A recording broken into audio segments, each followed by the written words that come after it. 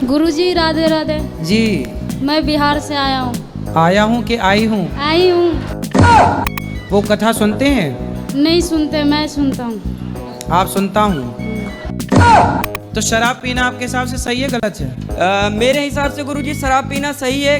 भाई आपने motivational speaker देखे होंगे, कॉमेडियन देखे होंगे और कथावाचक भी देखे होंगे, लेकिन अगर कोई ऐसा मिल जाए जो तीनों का कॉम्बो गायक हो तो समझ लीजिए वो है अनिरुद्धाचार्य जी महाराज। इनकी कथा सुनो तो लगता है पहले हंसा रहे हैं, फिर समझा रहे हैं और अंत में सोचने पर मजबूर कर दे रहे हैं। अरे यार, महाराज जी ने तो मेरी पोल खोल दी। कहते हैं बचपन से ही इनका झुकाव भक्ति की ओर था। जहां बाकी बच्चे छुपन छुपाई खेलते थे, वहां ये शायद भगवान को ढूंढ रहे होते थे कि प्रभु आप कहाँ छुपे हो। धीरे धीरे इनका मन लग गया श्रीमद् भागवत महापुराण और रामचरितमानस में, और हमारा मन लगता था कार्टून नेटवर्क में।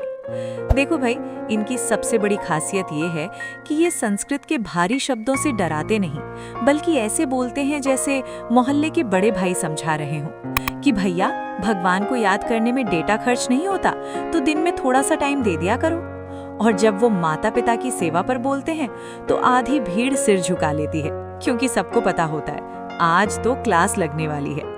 आज हाल ये है कि उनकी कथा सुनने हजारों लोग आते हैं और सोशल मीडिया पर उनके डायलॉग मीम बनकर वायरल हो जाते हैं। यानी महाराज जी का लेवल ऐसा है, भक्त भी फैन और मीम पेज भी फैन। उनकी भाषा इतनी सरल है कि दादी भी समझ लें और पोता बोले ये तो सही पकड़े हैं। कभी कभी वो समाज पर तंज भी कस देते हैं कि मंदिर जाने में आलस आता है, लेकिन सेल लगी हो तो 2 घंटे लाइन में खड़े रहेंगे। महाराज जी बोलते हैं मोबाइल कम चलाओ, और भीड़ में बैठे लोग ऐसे मोबाइल नीचे रखते हैं जैसे टीचर क्लास में आ गई हो। फिर 5 मिनट बाद धीरे से फिर ऑन, देख लें किसका मैसेज आया है।